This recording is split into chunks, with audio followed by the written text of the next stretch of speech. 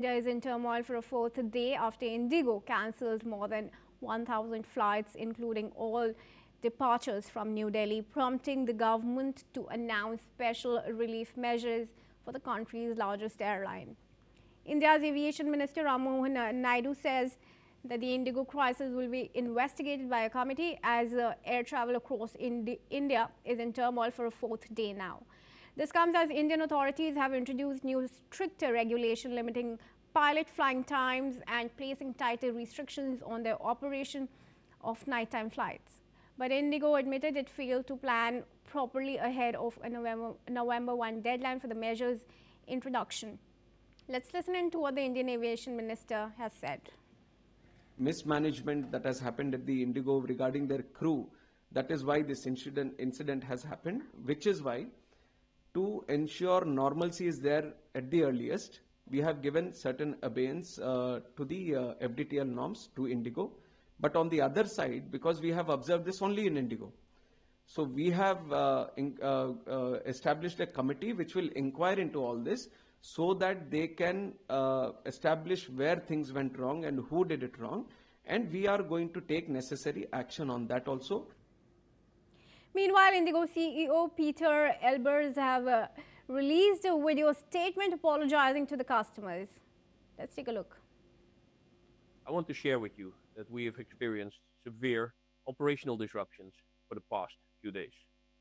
Since then, the crisis continued to aggravate, with today, December 5th, being the most severely impacted day, with the number of cancellations well over 1,000, or more than half of our number of daily flights. I, on behalf of all of us at Indigo, would like to extend our sincerest apologies for the major inconvenience this has caused to many. Now, I welcome retired Group Captain Dr. V.N. Jha, retired officer of the Indian Air Force and a senior scientist and a former joint director at India's DRDO. Thank you for joining us here at News X World. I appreciate you giving us your time. Now, there are many lapses that are coming to the fore as far as Indigo is concerned. The new duty time limitation was introduced in 2024. Indigo got the DGCA to delay that implementation, and during that time there was no hiring that was done by Indigo, even when the pilots' bodies had approached the high courts to start putting them on rosters. And for the longest time, they have been able to get whatever they want via DGCA as well. So what's really happening, and how do we see the crisis now resolving after they've been continuously lobbying with the DGCA, sir? Very good afternoon to you. Look, this FDTL has been a bone of contention for decades. I had done my specialty in aerospace medicine way back in 1982-83. Even that time, it was a bone of contention.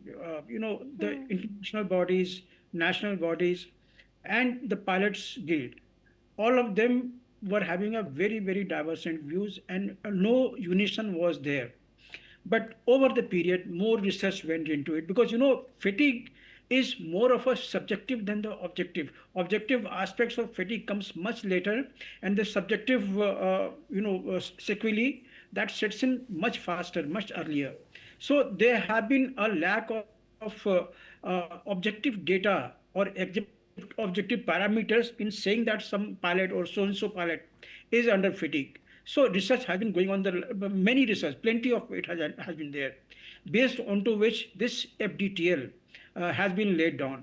And this new FDTL regulations, I believe, was received by our DGCA way back last year in January or February. And then thereafter, DGCA did inform all the operators, and there was a temporary periodic sort of cushion period given till 30th of November to implement all those aspects. Now, all other operators, they have implemented it by and large, more or less. But, Indigo has got 60% of the volume of the traffic that it is handling. It has got a large number of fleet large number of the pilots. And as a result of this new FDTL regulations, more pilot had to be recruited. And the pilots are not available off the shelf. Pilot are there plenty. Someone is operating some aircraft, someone is operating other aircraft. And there is a rules very few people know, that even when you change from one aircraft to the other type aircraft I'm mentioning, even in the Airbus, there are many types of the aircraft. The moment you change the fleet, there are mandatory type training that is given to the pilot, and that needs time, that takes time. So at any given point of time, there is no readily available pilot who can put onto the flight task or for particular aircraft. So there was a cushion period given to them. It was pertinent on behalf of both DGCA as well as Indigo. DGCA to call the Indigo authority to ask them that this axe is going to fall on 30th November. Are they ready for it or not? And on part of the operator, Indigo, if Indigo had not implemented those restrictions or those recommendations, then Indigo should have gone back to the DGCA. That look, I've done so and so things, I'm lagging here, I need some more cushion period. It is not that the cushion period, in the cushion period, there was any violation of the safety norms, or there was a danger of fatigue pilots operating. No, none of such things are there. That regulation has been there in force for last so many years, and seldom any accident has happened purely on behalf of the fatigue, leaving one or the exceptions apart. So they were operating okay, but the moment Indigo felt that they will not be able to meet this deadline of 30th November. But thankfully, sorry to interrupt you there, but thankfully there have not been any accidents, but there definitely have been reports of pilots dying because of fatigue. We had this one instance of an Air India Express pilot losing his life, while flying from the airport. Now, what would you say? Is this a manufactured crisis? Because pilots have been saying that they were ready to fly, but were not assigned duty. And in fact, the Indigo pressured the DGCA to fold. I have been a doctor for last about 50 years or so. And I slightly differ in accepting that they are due to the flying fatigue, pilots have died. Sure. No, not Sure, solely please. because of that. Not solely because of that. The fatigue factor also could have been one of the factors in death of some pilot who finally died because of something else. Fatigue could also have contributed to it. But Right. fatigue alone, much before the fatigue sets in, pilots are off the cockpit, off the duty. There are doctors at almost every major airfield wherein these pilots, they undergo pre-flight medical check, or at least some part of the medical check, in which any pilot says that I am absolutely fatigued, I can't fly. Doctor, I cannot fly. Doctor will take him out of the roster. So it will be wrong to say that some pilot was absolutely fatigued and then he was pushed into the aircraft to fly through the society. That doesn't happen. Now coming back to the other aspect of it. Look, the FDTL is a norm. Every pilot has got different types of different timings of and different levels of fatigue before fatigue sets in. Many have got different other things. There are many variables which affect the fatigue factor. So everything cannot be addressed on the individual basis. That is why this FDTL is there. But FDTL should not be a thumb rule in the present case. It should be a guideline. There could be exceptions to it, and that exceptions has been there in force for last so many decades. And I'm mentioning to you again that only because what was applicable on 30th of November or till 30th of November, there was no major risk factor to say that the fatigue pilots are flying those aircraft. No, it was not the case. Right. So that could have continued for some more time if Indigo management would have gone to the DGCA to say that, okay, give me so much of time. I have recruited so many pilots who are undergoing through the training. And what is right now happening? The DGCA has, withdrawn that acts.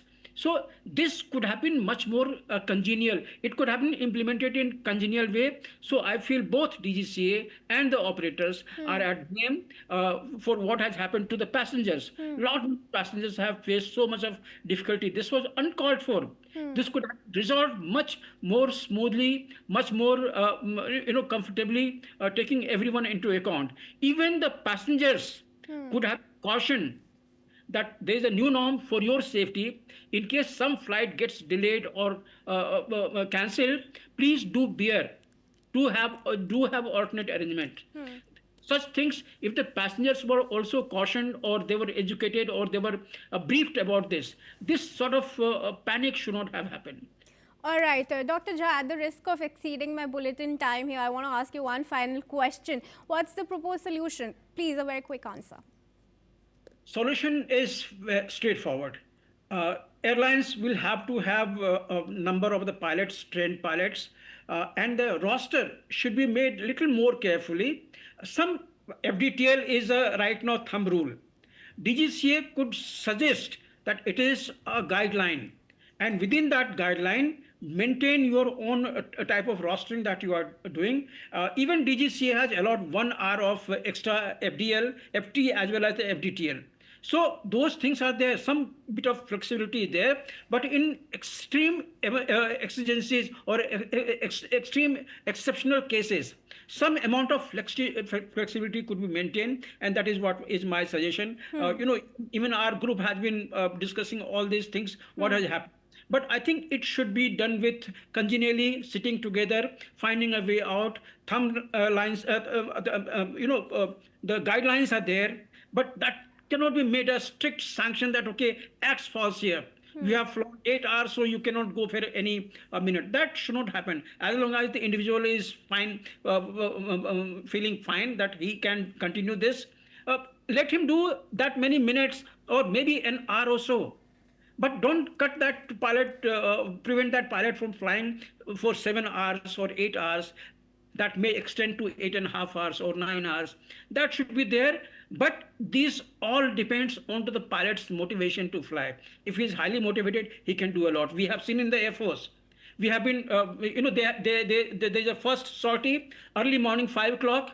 And the same team, same pilot, same thing continue, the day flying, then they have a brief rest and they go for the night flying. Night flying continues till about 12 o'clock in the night, dark phases. It is absolutely bad. But then that is how the motivation can take you through, and that can discard the fatigue factor to some extent. We don't want the airlines to do that, because airline flying is slightly more boring than the fighter flying that we do in the Air Force.